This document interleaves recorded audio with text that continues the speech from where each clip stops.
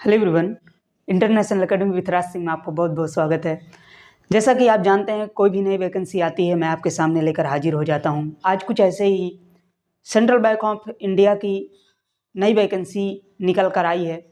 बहुत अच्छी वैकेंसी होती है, सेंट्रल लेवल्स की ये वैकेंसी होती है। आइए जानते हैं इस वैकेंसी में सिलेक्शन प्रोसेस क्या है, एज लिमिट क्या है, ए टू जेड पूरा प्रोसेस, सिलेबस क्या रहने वाला है, पूरा ए टू जेड इसके बारे में डिटेल्स आज जानते हैं। देखिए, जब सेंट्रल वैकेंसी होती है ये सेंट्रल बैंक ऑफ इंडिया की, तो ऑल इंडिया में ये निकाली जाती है। हर एक स्टेट का छात्र इसमें अप्लाई कर सकता है। इसमें कोई लिमिट नहीं होता कि इस क्षेत्र का छात्र नहीं अप्लाई कर सकता, हर कोई इसमें अप्लाई कर सकता है। बेसिकली ये जो वैकेंसी आई है ये ग्रुप डी की वैकेंसी है। बहुत अच्छी वैकेंसी होती है। वैसे नाम सुनकर ग्रुप डी में बहुत से परेशान हो जाते हैं, लेकिन ऐसा कुछ भी नहीं है। बहुत अच्छी वैकेंसी होती है ये अपने आप में, ठीक है। आइए जानते हैं इसमें। देखिए, ऑनलाइन फॉर्म कब से स्टार्ट हुआ है, तो मैं आपको बता दूं कि 20/12/2023 से लगभग 20 दिसंबर से ये फॉर्म स्टार्ट हो चुका है और इसकी लास्ट डेट रहने वाली है 9/1/2024। 24 में, अगले महीने, जैसे अगला साल हमारा चालू हो जाएगा, 9 तारीख इसकी लास्ट डेट होगी। देखिए, फॉर्म फिलअप करने की मैं एग्जैक्ट डेट आपको बता दूं कब आप फॉर्म फिलअप किया करो। जब फॉर्म पहले स्टार्ट होता है तो उसके लगभग 7-8 दिन तक आप उसका नोटिफिकेशन पढ़ लो बाकायदा, उसमें क्या क्या मांग रहा है। जैसे मान लीजिए कोई अपडेट अगर कुछ करना होता है अगर साइड में, तो लगभग 8 से 9 दिन के बीच में अपडेट कर देता है। और पीछे जो लास्ट 9-10 दिन होते हैं उसके पहले लगभग ये कहें कि मिडिल जो डे होते हैं, लगभग पीछे से 8-9 दिन ले लो, आगे से भी 8-9 दिन हटा दो, और लगभग बीच में जो डे होते हैं उसमें अप्लाई करना बहुत अच्छा होता है। ताकि कोई अगर अपडेट साइड करती है तो आपके लिए नोटिफिकेशन पूरा बाकायदे आ जाता है, ठीक है। इसकी जो कि लास्ट डेट है लगभग 12-23 है और लास्ट डेट जो कि 9/1/2024 दी गई, ठीक है। इसमें टोटल जो वैकेंसियाँ हैं 484 पोस्ट हैं। क्या है 484, मतलब 484 इसकी वैकेंसी पूरी पोस्टें आई हुई हैं, ठीक है। इसमें कैटेगरी वाइज भी बांटा है कि इस कैटेगरी में इतनी पोस्ट होंगी, और साथ में राज्यों के हिसाब से भी इसमें राज्यों में भी डिवाइडेशन किया है। देखिए, जनरल की जो पोस्ट हैं ऑल इंडिया में वो 218 पोस्ट हैं, ओबीसी की हैं 114 पोस्ट हैं, ईडब्ल्यूएस की 48 पोस्ट हैं, एससी की 62 पोस्ट हैं और एसटी की 42 पोस्ट हैं, ठीक है। जो कि अब ये तो हमारी कैटेगरी वाइज हो गई। अब राज्य वाइज, स्टेट वाइज भी इसमें अलग अलग डिस्ट्रीब्यूशन किया गया है, ठीक है। तो राज्य वाइज क्या है, बिहार के लिए 76 पोस्ट दिया गया है, और ये आपके छत्तीसगढ़ के लिए 14 पोस्टें हैं, दिल्ली में आपके 21 पोस्टें हैं, गुजरात में आपको 76 पोस्टें हैं, और झारखंड में 20 पोस्टें हैं, मध्य प्रदेश में 24 हैं, महाराष्ट्र में 118 हैं, उड़ीसा में केवल 2 पोस्ट हैं। देखिए, उड़ीसा सबसे कमज़ोर इसमें मतलब दिया गया है, सबसे कम पोस्टें दी गई हैं। राजस्थान में 55 पोस्ट हैं और यूपी में 78 पोस्ट हैं। देखिए, अगर आप बेसिकली अगर यूपी से हैं तो यूपी के लिए बहुत सी वैकेंसी है, राजस्थान के लिए बहुत हैं, ठीक है, बिहार के लिए बहुत वैकेंसी दिया गया है। लगभग ग्रुप डी में इसमें काम क्या होगा, जैसे मान लीजिए आप सेंट्रल बैंक में जाएंगे, जहाँ भी है इसकी ब्रांचेस, उसमें फाइल इधर से उधर ले जाना। मान लीजिए फाइल है वहाँ की, अगर और कोई एक्टिविटी है सफाई के लिए, या कोई ऐसी कोई एक्टिविटी है जैसे इस ऑफिस से कोई दूसरा ऑफिस है, या डाक में कोई फॉर्म डालना है या किसी को भेजना है, ये सब के लिए किया जाता है, ठीक है। तो इन्हीं के सब इसी काम के लिए ये वैकेंसी के लिए भरा जाता है, ठीक है। बेसिकली जब आप फॉर्म भरें, अगर मान लीजिए आप यूपी से हैं तो यूपी में डालेंगे। देखिए, इसमें कई कन्फ्यूजन होता है कि मान लीजिए आप यूपी से हैं, क्या बिहार से डाल सकते हैं, तो देखिए उसमें कास्ट सर्टिफिकेट लेगा। कास्ट सर्टिफिकेट में आपको बाकायदे दिया भी होता है, निवास भी लेता है, ठीक है। तो निवास सर्टिफिकेट और जाति सर्टिफिकेट सब कुछ लेता है। तो आप बिहार के जब बना ही नहीं तो बिहार से आप कैसे डाल सकते हैं। यूपी के हैं तो यूपी से डालिएगा, गुजरात के हैं तो गुजरात से डालिएगा, जहाँ से बेसिकली आप बिलोंग करते हैं वहीं से आप इसको डालिएगा, ठीक है। देखिए इसमें अब आती है बात इसमें एज लिमिट की, आखिर एज किस एज वाले इसमें फिलअप कर पाएंगे। तो इसमें बेसिकली अभी एज दिया गया है जो 18 से 26 तक एज वाले हैं उनको इसमें वो अप्लाई इसमें फॉर्म कर सकते हैं, वही कैंडिडेट, ठीक है।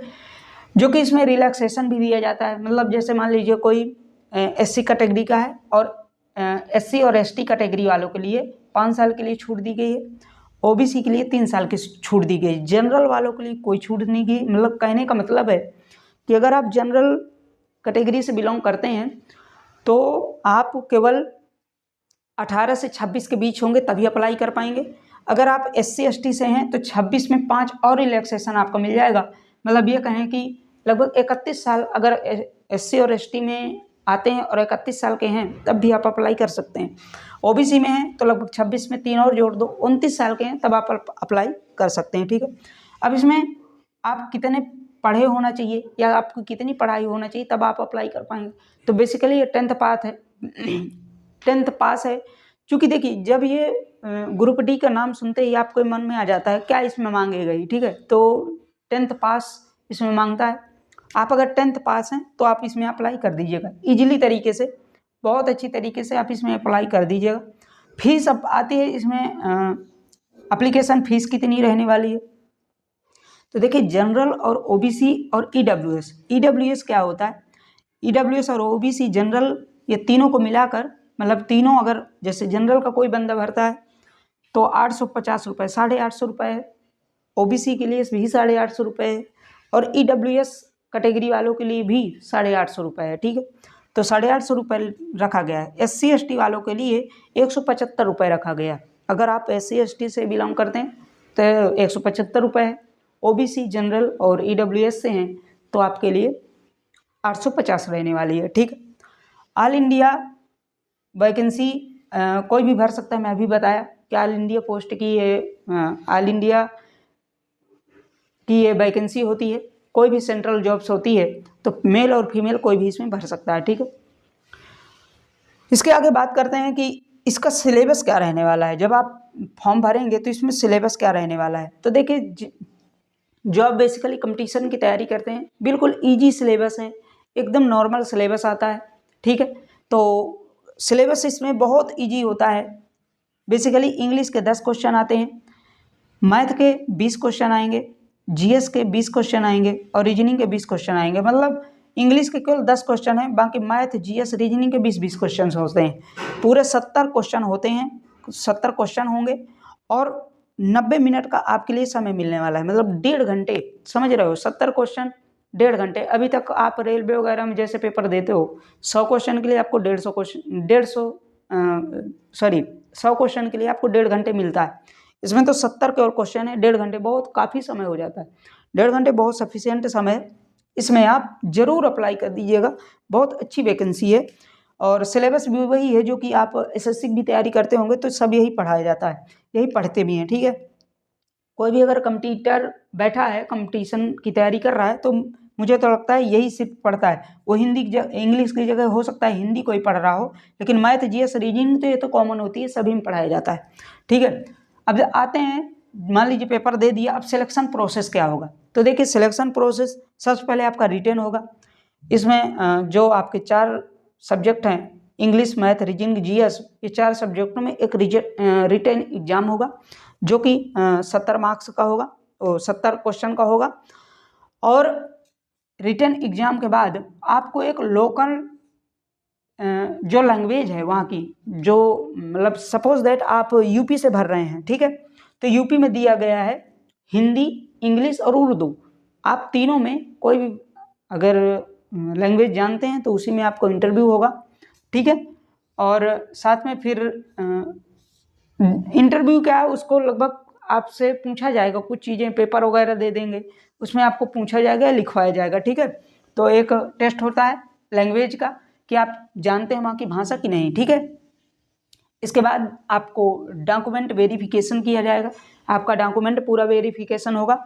इसके बाद एक छोटा सा मेडिकल होता है। सपोज दैट आप जाते हैं तो मेडिकल इसमें रखा जाता है, लेकिन मेडिकल कोई खास होता नहीं है, ठीक है।